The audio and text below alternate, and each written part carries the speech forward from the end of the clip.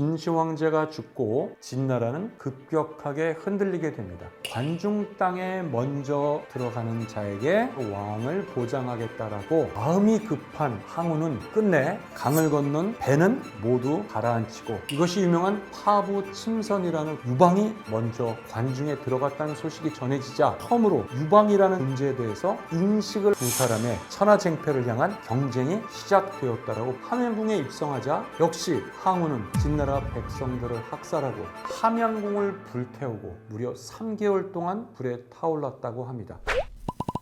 네, 안녕하십니까. 전남대학교에서 중국 고대사, 동양 고대사를 연구하고 강의하는 이성훈입니다. 반갑습니다. 초한지라는 말을 우리가 이제 많이 쓰는데요. 초한지, 초나라와 한나라의 이야기라는 뜻이겠죠. 우리나라에서만 주로 쓰는 표현이에요. 삼국지가 워낙 유명하고 강렬한 이미지다 보니까 삼국지는 더 후대 이야기지만 진시 황제가 죽은 이후에 천하쟁패를 항우라는 영웅과 유방이 다투면서 유방이 승리하고 한나라가 천하일통을 이루는 그 한 10년 정도 걸리는 이 시대의 역사상을 초한 전쟁 혹은 서한연의 이런 말을 많이 쓰는데요. 그걸 우리나라에서는 초한지라고 이렇게 표현하는 거죠. 거의 전적인 모든 이야기의 모티브는 사마천 사기에서 비롯되고 있습니다. 단연 초나라를 대표하는 항우란 인물, 그리고 한나라를 세운 유방, 두 인물로 압축이 될 수 있죠. 그래서 사마천 사기의 항우에 대한 항우 본기, 유방에 대한 고조 본기, 두 가지 챕터가 초한지 이야기의 거의 대부분의 골격을 이루고 두 사람으로 압축이 됩니다. 그런 점에서 이것은 중국 역사상의 본격적인 영웅서사의 시작이라고 볼 수 있고, 그리고 또 역사상의 최대 라이벌의 등장이란 점도 매우 흥미롭습니다. 물론 두 사람이 정말 살아있을 때 항우와 유방이 얼마나 라이벌 의식을 느꼈을까, 과연 죽는 순간까지도 항우가 유방을 자신의 라이벌로 생각이나 했을까 의문이지만, 역사의 기록이 남긴 이후에 2000여 년 동안 수많은 호사가들은 가장 대표적인 역사상의 라이벌로 두 사람을 꼽죠. 그럼으로 인해서 엄청난 흥미와 매력이 더욱더 배가 되는 것 같습니다. 심지어 중세 이후에 마치 두 영웅의 싸움을 유희화해서 보드게임처럼 만들어 놓은 것이 장기라고 볼 수 있겠죠. 중국의 경우에 중국의 장기는 뚜렷하게 초나라 한나라의 구분을 안 짓고 그냥 장기를 두기도 합니다만, 우리나라의 장기는 일부러 더욱더 초한지의 스토리를 장기판에 압축을 해서 장군의 말에 초나라와 한나라가 명백하게 써있죠. 초와 한은 춘추전국 시대의 초한이 아니라 진안 교체기 때의 항우의 패왕의 그 초, 그리고 유방의 한나라라고 볼 수가 있겠습니다. 어떻게 보면 지금도 장군 멍군하면서 두 영웅은 매일 승패를 겨루는 것 같습니다. 항우라는 인물은 전국시대 후반 초나라의 명문가 집안의 자제로서 대대로 무장을 했었던 집안인 것 같아요. 골격, 체격, 100kg가 넘는 거대한 청동정을 한 손으로 들고 던지고 이럴 정도로 엄청난 힘을 자랑한 거 보면 항우라는 인물은 요즘 말로 하면 엄친아이자 금수저라고 볼 수 있겠죠. 그런 명문가 집안의 출신입니다. 그런데 그런 초나라의 귀족 집안이었는데 기원전 223년 진시 황제에 의해서 이 초나라가 멸망당한 거죠. 그래서 진나라의 합병이 되고 통일된 것이죠. 진나라의 백성으로 전락돼서 그는 엄청난 원한을 가슴에 품고 있었던 사람이 항우죠. 그의 정치적인 멘토였던 사람이 바로 그의 수부인 항량입니다. 항상 이 조카에게 공부도 열심히 하고 무예도 열심히 익힐 것을 강조하는데, 항우는 어릴 때 공부하고 무예 익히는 것을 게을리했어요. 숙부가 공부를 좀 독촉하고 그러자 사마천 사기의 항우본기에 나온 이야기입니다. 글이라는 것은 자기 이름 석자 정도 쓰면 되고, 무예라는 건 한 사람 정도 내가 맞설 수 있을 정도면 되는데, 그런 거 정도로 나는 별로 만족하지 않는다. 저는 10,000명의 적을 감당하는 공부를 하고 싶습니다. 학만인지적, 이런 말을 했어요. 이것이 바로 항우라는 사람의 면모, 거대하고 담대한 영웅적인 도량을 표현한 겁니다. 여기서 나온 말이 그 유명한 만인지적이라는, 일당백이 아니라 일당만이라는, 도대체 한 사람이 10,000명을 감당하겠다, 정말 호방한 자신의 의지를 드러낸 거죠. 중국의 역사상에서 항우에서 비롯돼서 만인지적이란 말을, 이런 비유를 받는 사람이 거의 손꼽아 별로 없습니다. 누가 있을까요? 관우와 장비가 있습니다. 이런 사람들을 가리켜 만인지적이라고 하는 거죠. 유방이라는 사람은 역시 초나라 출신인데요. 여기서 유방과 항우라는 두 인물이 모두 남쪽 초나라 출신이라는 점이 매우 중요하죠. 진나라에 대한 반란이 일어나는데 가담하는 굉장히 중요한 모티브도 그들이 초나라 출신이라는 것입니다. 그런 점에서 두 사람이 반란의 초기에는 같은 배를 탄 동지적 만남이 시작됐던 것이죠. 자, 그런데 유방이라는 사람은 초나라 출신이지만 가난한 농민 출신입니다. 사실 그 출발부터가 항우하고는 비견할 수 있는 사람이 아니에요. 그리고 항우보다 무려 나이가 20년 이상 차이 나는 진시 황제가 죽었다라는 기원전 210년경 그 시점으로 보면 항우는 24살 정도의 혈기왕성한 청년이었어요. 유방의 나이에 대해서는 두 가지 설이 있지만 대략적으로 40대 중반을 넘어서는, 그 당시로 보면 초로에 접어드는 그런 나이입니다. 바로 그 출발점이 달라요. 인생의 완숙기 접어드는 그 시점에 가난한 농민 출신이고, 이 사람이 주로 활동하는 지역은 시장 저작거리에 주로 건달들과 어울리는 그런 사람이었습니다. 농사도 게을리 지내고 건들건들대면서 주로 놀아요. 그런데 이 사람의 특징은 항상 주변에 사람들이 구름처럼 모여들어요. 굉장한 인간적 매력을 갖고 있는 친화력 있는 인물입니다. 그가 모였다면 그 주변에 사람들이 모인다는 거죠. 그가 술집에만 가면 사람들의 술집에 모여서 술집 주인이 유방에게는 외상으로 주면서까지도 술을 대접했대요. 왜냐하면 그가 오기만 하면 손님들이 모여드니까. 다만 유방이라는 인물에 대해서 사마천이 이렇게 기록을 했어요. 이 인물은 항상 주변에 사람이 모이고 주변 사람에게 베풀기를 잘한다. 이거를 한자로 희사라고 했는데요. 베푸는 걸 잘해요. 그러니까 자꾸 사람들이 모여드는 거죠. 그리고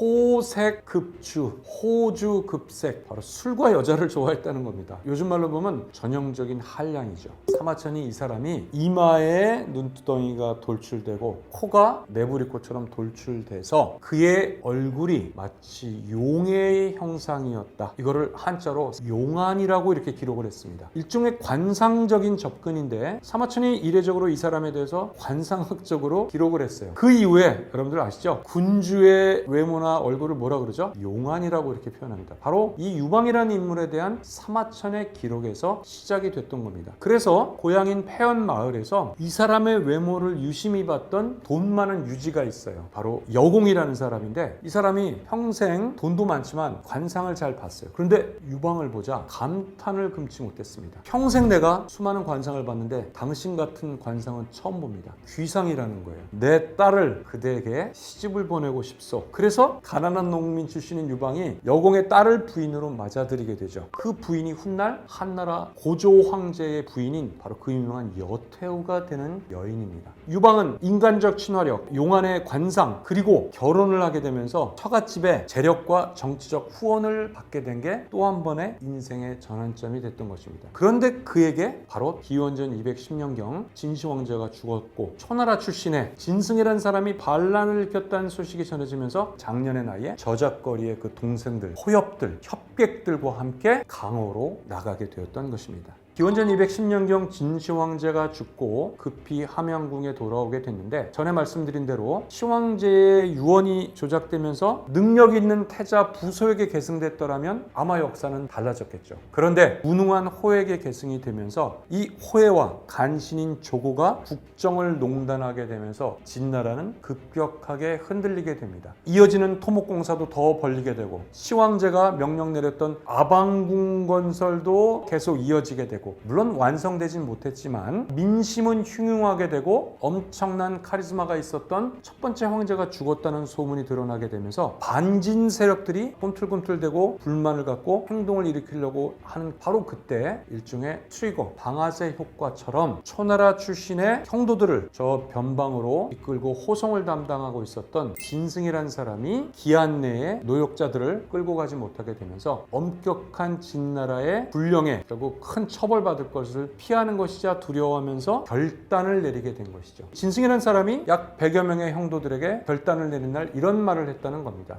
왕후 장상 영휴 종호, 즉 왕과 제후와 승상과 장군 이런 것들이 어찌 태어날 때부터 따로 있겠는가? 우린 모두 같은 사람인데 이런 말이죠. 매우 도발적이고 선언적인 그런 이야기인데 사마천 사기에 무려 세가편에 기록하면서 진승이란 사람이 이런 도발적인 선언을 했다라고 기록을 남겼습니다. 저는 개인적으로 진승이란 사람이 얘기한 것보다는 사마천이 이 사람에게 캐릭터를 부여하기 위해서 매우 절묘한 선언을 개연성 있게 스토리텔링을 했다라고 저는 생각합니다만 결국 진승의 반란이 일어나자 기다렸다는 듯 각지에서 반진, 거병과 반란이 일어나는데 진에 대해서 가장 저항이 심했고 가장 불만이 있었던 지역이 어디죠? 초나라 지역이죠. 초나라 재건을 위해서 진승이 반란을 일으키자 초나라 출신들이 대거 가담하는데 항우와 유방이 바로 여기에 가담하면서 급전직하 이 반란과 진나라의 관군과의 전쟁이 벌어지면서 진시 황제가 죽고 5년 만에 결국 진나라는 무너지게 되었습니다. 반란에 가담할 때 항우는 초나라의 명문가 집안 출신이라고 했었죠. 자신의 정치적 멘토인 숙부의 도움을 받아서 초나라 지역에 수많은 세력들을 규합하게 됩니다. 8천여 명의 병사를 규합하면서 진나라가 지배하고 있었던 초나라 지역, 특히 자신의 고향인 팽성 지역의 현령을 제거하고 죽이게 되면서 무려 100여 명의 진나라 관군들을 항우 한 사람이 제거하고 그 지역을 장악했다라고 합니다. 항량의 도움을 받으면서 반란 세력들을 규합했다는 거죠. 거기에다가 초나라 사람들을 규합하려면 구심점의 명분이 필요하겠죠. 초나라가 무너지기 직전까지 초나라의 군주였던 왕족을 섭외해가지고 이 사람을 바로 초나라 회왕으로 추대해서 옹립시켜주게 됩니다. 그러자 맞아, 우리나라에는 옛날에 초나라 왕실이 있었지, 지금도 그 왕실에 회왕을 옹립했다고 하니 이제 우리 초나라가 다시 회복될 수 있겠구나 하면서 초나라 잔존 세력들이 초회왕, 사실은 정확히는 항량과 항우가 준비하는 반란 세력의 부름처럼 거병하게 됐던 것입니다. 그 즈음 유방도 자신의 고향인 폐연에서 그 지역에 함께 놀고 있었던 그 친구들이 있죠. 이거를 역사학자들은 협의 관계, 제도권의 사대부고의 세계가 있다면 비제도권에 있는 끈끈한 의리와 충의로 맺어진 이 관계를 협의라고 합니다. 학자들은 이것을 유방의 가장 큰 힘은 임협적 관계, 협의 관계라고 하는데 그들을 중심으로 해서 힘을 규합하고 역시 자신의 고향 사람들의 응원을 받으면서 폐연을 장악하게 됩니다. 폐연과 팽성을 거점으로 해서 항우와 유방이 이제 반란에 가담하면서 이제 함께 만나게 됐던 것이죠. 일종의 동지적인 결합이라고 볼 수 있습니다. 유방은 세력이 세지 못하고 규모도 작고 거기에 비하면 항우는 벌써 수많은 전공을 세우면서 강력하게 대두했던 상황입니다. 어떤 면에서 그 상황에서도 결코 항우는 유방을 경쟁자나 라이벌로는 생각지 않았던 것 같습니다. 다만 항우의 책사에 등장하게 되는 범징이라는 사람이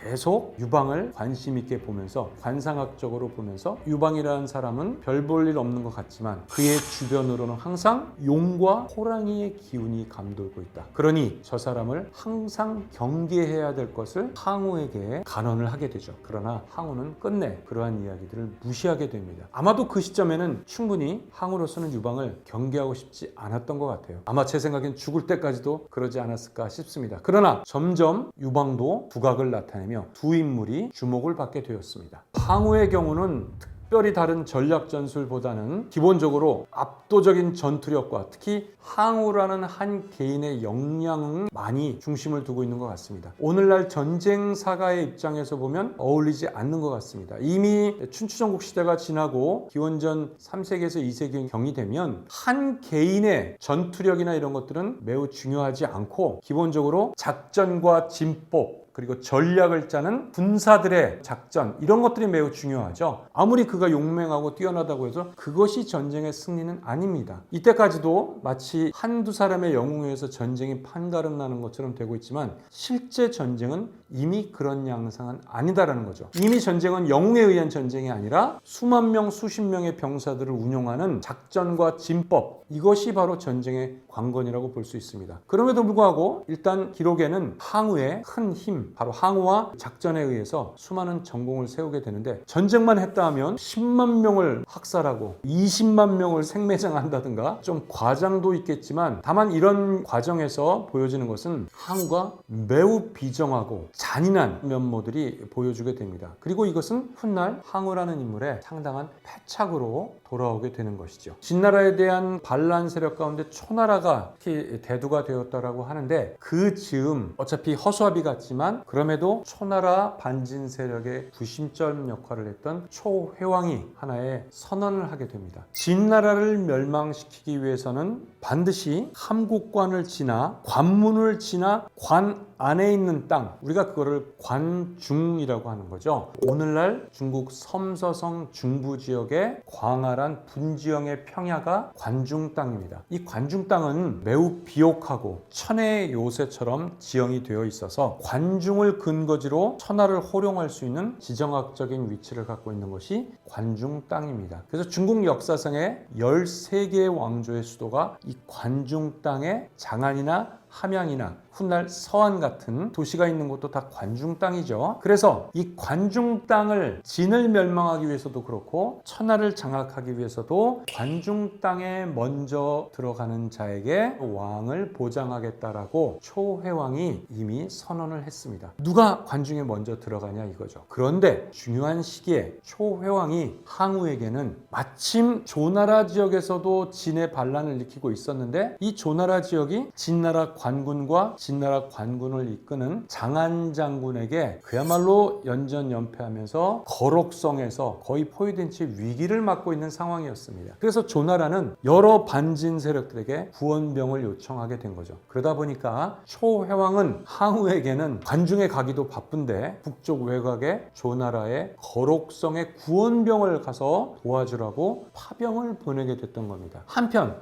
유방에게는 그대에게도 명을 내리노니 빨리 관중 땅으로 바로 공략하러 출정을 하라고 명령을 내립니다. 이 명령은 정말 공정하지 않은 것이죠. 그런데 이 명령을 받아서 항우는 거록성 전투에 구원병을 떠나게 되는데, 이것만 하더라도 무려 2달 가까운 시간이 소요되는 긴 장기전 상태로 갔던 것입니다. 그 사이에 유방은 관중을 향해서 서서히 진군을 하게 됐던 것입니다. 왜 그랬을까요? 타기의 기록에 의하면 초회왕은 항우가 너무도 잔인무도하여 만약 항우가 관중 땅에 먼저 들어가면 진나라 선량한 백성들을 무참히 학살할지 모르는데, 그것을 매우 위험하니 거기 있는 유방이 관중에 들어가는 게 좋겠다고 판단했다는 것입니다. 그러나 그것은 명분이고 초회왕마저도 항우를 굉장히 견제하고 싶은 그런 마음이 있었던 것 같습니다. 이 거록성의 구원병 파병에 항우는 상당히 내키지 않을 수도 있었습니다마는, 거록성을 포위하는 진나라 장사를 이끄는 장안이 정도성 전투에서 항우의 정치적 멘토이자 숙부인 항량이 장안에 의해서 패전하고 죽음을 맞았습니다. 이 점이 항우로서는 엄청난 원한을 갖고 있었기 때문에 그도 관중에 빨리 가고 싶었으나 거록성 구원병을 가서 장안관의 일전을 감수하고 출정을 하게 되었던 것입니다. 그러나 상장군을 맡고 있는 송이가 차일 피일 무려 40일이 넘게 출정하지 않고 전투를 자꾸 지연하게 됩니다. 마음이 급한 항우는 끝내 상장군인 송이를 참수하고 그가 적과 내통했다라는 거짓 명분을 내세우면서 병사들을 독촉하여 황하를 건너 거록성으로 떠나게 됩니다. 그때 그 유명한 황하를 건너면서 병사들에게 결사항전의 의지를 다지기 위해 황하를 건넌 이후에 강을 건넌 배는 모두 부숴서 가라앉히고 밥을 짓는 무쇠솥을 모두 파괴시켰다. 이것이 유명한 파부침주 혹은 파부침선이라는 고사성어로 전해지게 되었습니다. 그야말로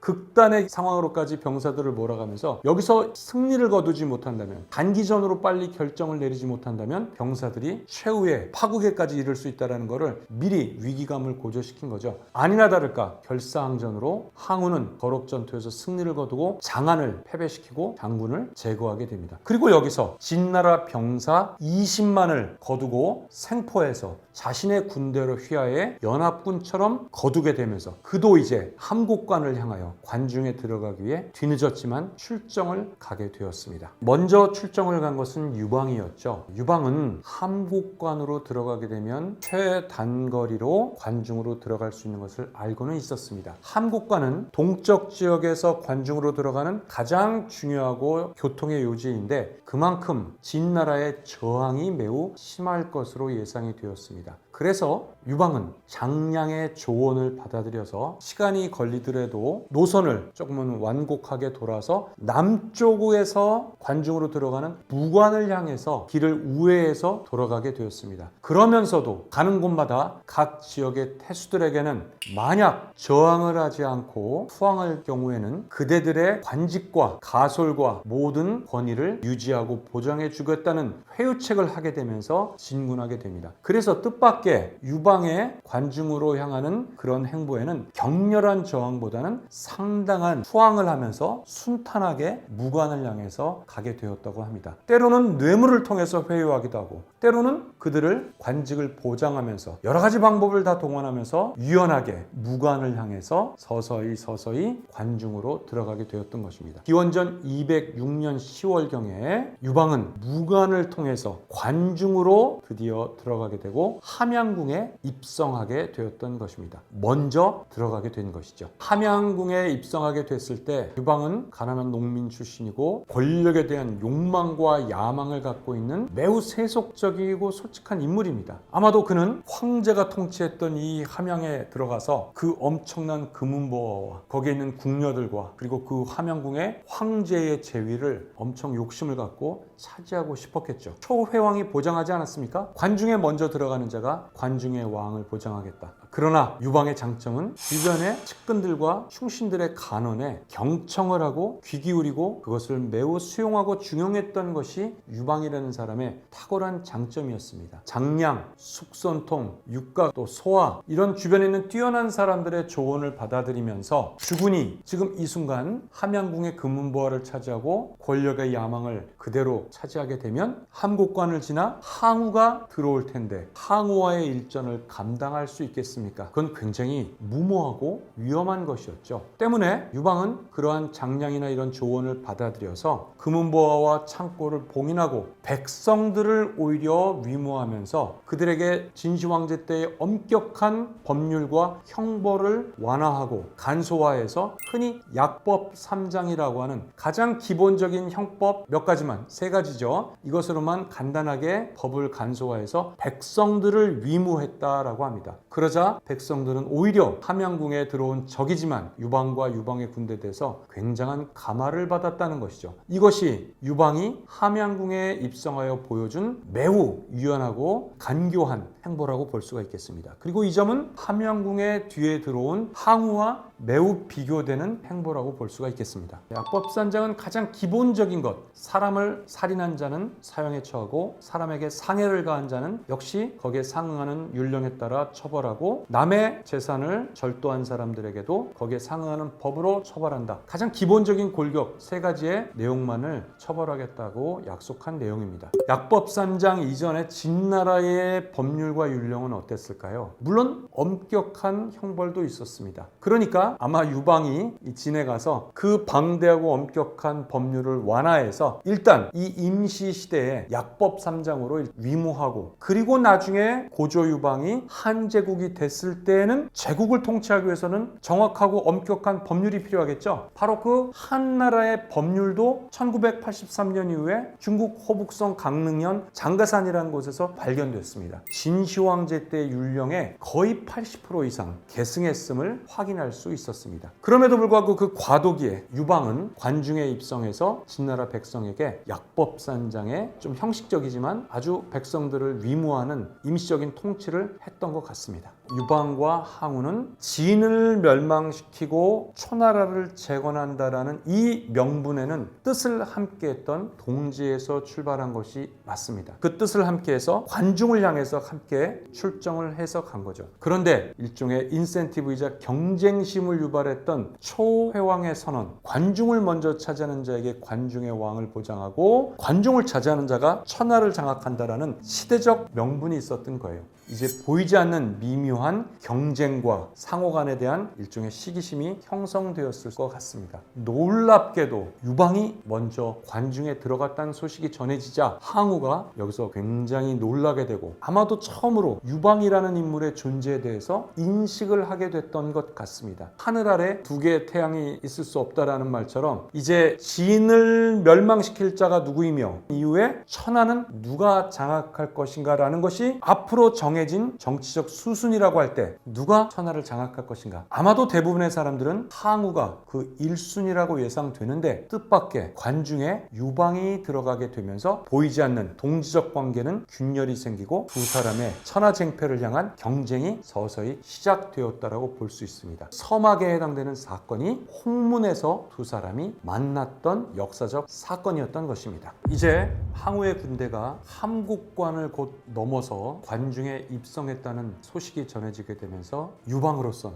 더욱더 항우와의 일전을 다투기보다는 자신들이 관중에 대한 사심이 없음을 드러내고 오히려 항우를 맞이할 준비를 해야 되겠다는 정치적 야망을 오히려 은폐해야 될 필요성이 느끼게 됐습니다. 그래서 오히려 함양궁에서도 나와서 함양궁 외곽의 패성 쪽으로 나와서 마치 우리는 함양에 관심 있는 게 아니라 우리는 항우 장군이 오는 것을 오히려 예우하고 맞아들이고 준비하고 있다라는 일종의 정치적인 제스처를 하게 됐던 것이죠. 그러자 항우도 그런 뜻을 받아들여서 바로 함곡관으로 들어와서 함양궁으로 입성 직전 중간 즈음에 홍문이라고 하는 곳에 그날 밤 주둔하게 되었습니다. 그러면서 사신을 보내 홍문에서 유방의 공로를 치하하는 잔치를 베풀고자 하니 유방 장군은 홍문의 연회 자리에 참석해 주기 바라오 하면서 소식을 전달하게 됩니다. 사실 이것은 매우 은밀하고 매우 위험하고 사실 범증과 항우의 합의에 의해서 홍문에서 그날 밤 반드시 유방을 제거하기로 매복하고 작전을 짜왔던 그런 은밀한 모임이 바로 홍문에서의 연회였던 것입니다. 아니나 다를까 유방의 부관과 측근들은 그 음모를 예견하면서 홍문연회는 가지 말 것을 독촉하게 되죠. 종용하게 되지만 유방은 과감하게 단 100여 명 정도의 자신들의 군대를 이끌고 드디어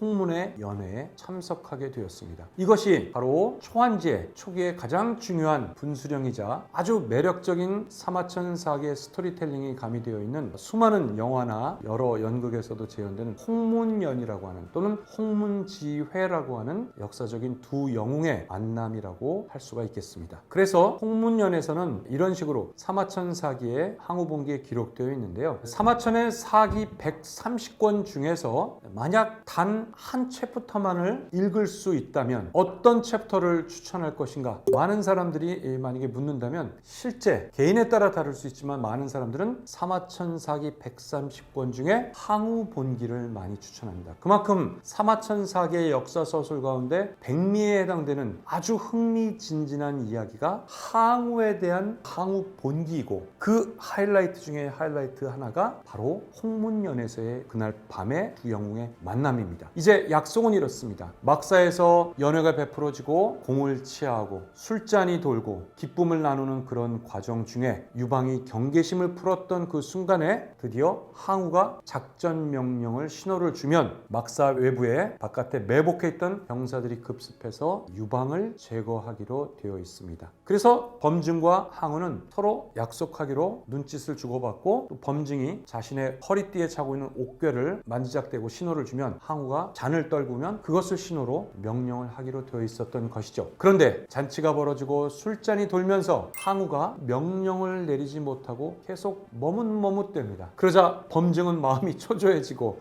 계속해서 항우에게 빨리 신호를 줘야 제거할 수 있다고 계속 신호를 보냈는데도 항우가 주저하게 됩니다. 왜 그랬을까요? 아마도 저희의 추측에는 항우라는 사람의 개인이 생각하는 그에 대한 높은 자존감, 자존심으로는 이렇게 음모에 의해서 저런 인물을 내가 암살한다는 것이 훗날 역사에 나를 무엇으로 평가할 것인가 도저히 자기의 자존감에 용납할 수가 없었던 것 같아요. 그래서 결단을 내리지 못합니다. 끝내 항우가 결단을 못 내리자 범증이 막사에 나와서 항우의 먼 친척 조카뻘인 항장에게 그대가 막사 막사 안에 들어와서 칼춤, 건물을 추겠다고 청하고 막사 안에서 건물을 추다가 유방을 제거할 것을 명령을 내리게 됩니다. 그래서 항장이 검을 빼들고 오늘의 이 자리를 축하하기 위해서 제가 춤 한 수를 추겠나이다. 그래서 그 막사 안에서 칼을 휘두르면서 건물을 춥니다. 그러나 그 검은 시시각각 유방의 심장을 향해서, 유방의 목을 향해서 가까이 다가오게 되는 거죠. 정말 서슬퍼런 살기등등한 칼날이 휘두르면서 오게 됩니다. 이 상황을 묵과할 수 없었던 또 한 사람이 있는데 바로 역시 항우의 먼 숙부에 해당되는 항백이라는 사람이에요. 항백이라는 사람, 항우의 측근일 수도 있지만 항백은 사실은 유방의 가장 책사인 장량의 친구이자 훗날 유방과 사돈 관계를 맺는, 인척 관계를 맺는 인물입니다. 그래서 항백은 유방을 오히려 호위하기 위해서 이런 자리에 건무가 또 빠질 수 없지요 하면서 나도 춤을 한 수 추겠소 하면서 항백마저도 칼을 뽑아들고 그 막산에서 두 사람이 건무를 추지만 한 사람은 유방을 제거하기 위해, 또 한 사람은 그 칼을 막기 위해서 사실 춤을 추지만 이것은 거의 비무에 해당되는 정말 살기등등한 일촉즉발의 상황이라고 볼 수 있는 거죠. 네, 이 상황을 사마천 상이 항우본기에서 정말 흥미진진하고 손에 땀을 쥐게 서술되어 있습니다. 결국 이 상황에서 유방은 위험을 감지하고 막사에서 벗어나려고 이제 눈치를 보게 되는데 바로 유방이 가장 신뢰하는 부관인 번쾌가 이때 나서서 항우에게 잔을 올리며 항장에게 술잔을 드리니 저에게도 한 잔의 술을 따라 주십시오. 저의 주군인 유방께서는 함양에 대한 일체의 욕심도 없이 함양을 그대로 간직하고 항장군을 기다렸는데 이 술자리가 지금 이 상황이 무슨 말이오? 직언을 하게 되면서 또다시 항우의 자존심을 살살 건들게 되는 거죠. 항우는 차마 여기서 명령을 내리지 못하고 이런 상황에서 드디어 유방은 몸이 불편하다고 하면서 화장실 가겠다고 하면서 막사를 나와서 드디어 탈출에 성공하게 되었던 것입니다. 항우에게는 절호의 기회였는데 그것을 놓치게 되고 유방은 기사회생을 하게 되었던 것입니다. 유방이 탈출하고 돌아오지 않게 되자 결국 절호의 기회를 놓쳤다고 판단한 범증이 사마천사기의 항우분기에 범증이 바로 이런 말을 합니다. 탄식을 하며 내가 그동안 어린아이와 천하를 도모했구나. 여기서 어린아이라는 건 항우를 가리키는 거죠. 항우는 천하의 영웅일지 모르나 정치적 결단을 내리지 못합니다. 다시 말해 정치적으로는 바로 아마추어 같은 어린아이에 불과했다라고 범증은 생각했어요. 그러면서 이제 우리들을 죽음으로 나중에 몰아갈 사람은 저 패공이 우리를 죽음에 몰아넣겠구나. 여기서 말한 패공은 바로 유방을 가리킨 거죠. 일종의 이것은 역사서술의 복선이자 전조를 이미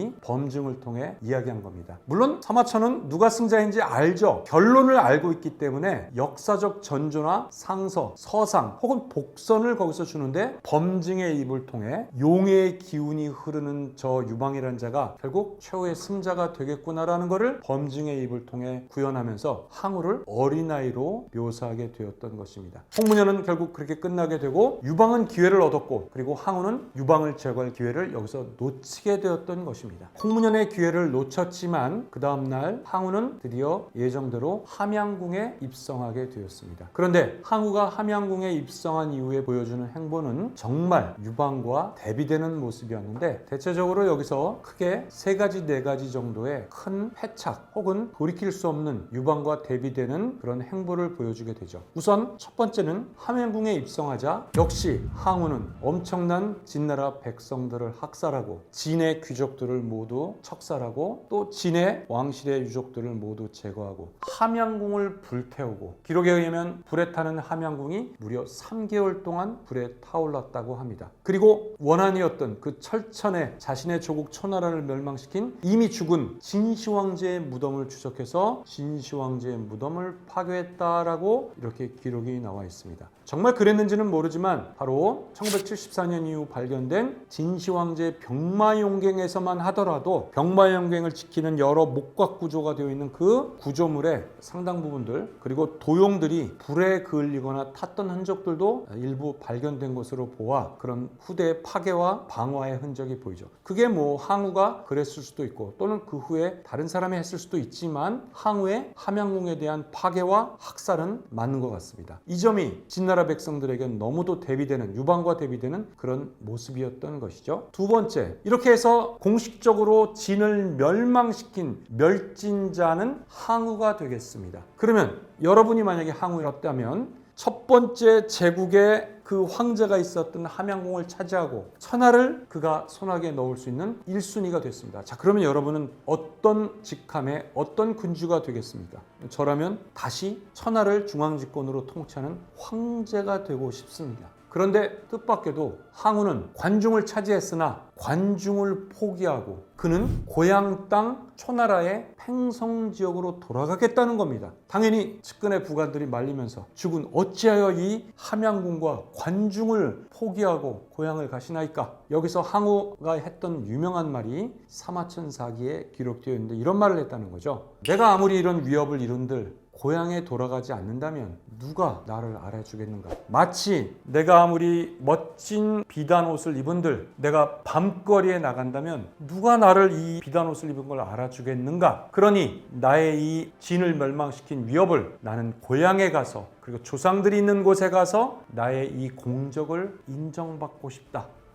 어떤 면에서는 귀소 본능이자 정말 소박한 그의 꿈이라고도 볼 수 있죠. 이 사마천사가 기록한 것, 이것을 네 글자로 줄이게 되면 뭐죠? 오늘날 전해지는 금의환양이라는 바로 고사성어입니다. 비단옷이라는 비유와 고향에 돌아가서 인정받고 싶다라는 이 금의환양. 네, 이 금의환양은 모든 사람들의 소박한 꿈이죠. 여러분들도 고향이 있다면 고향 사람들에게, 부모님에게, 누구보다 그들에게 인정받고 싶죠. 그러나 정치가로서는 매우 순진하고 정치가로서는 정말 패착이라고 할 수 있죠. 왜냐? 천하를 장악하기 위해선 어디를 장악해야 되는 거예요? 관중 땅을 장악해야 된다는 겁니다. 그런데 그것을 버려두고 고향에 간다는 그의 소박한 꿈, 그것을 비난하고 싶진 않지만 그것은 정치가로서는 냉정하게 말하면 패착이라고 볼 수 있습니다. 그리고 세 번째, 천하를 한 사람의 군주가 통치하는 제국과 중앙집권의 황제가 포기한 것도 패착인데 거기다가 고향으로 돌아간 것도 그런데 자신은 고향 땅 주변에 넓은 지역의 초나라의 9개 군을 통치하는 것, 그 외의 땅은 어떻게 했을까요?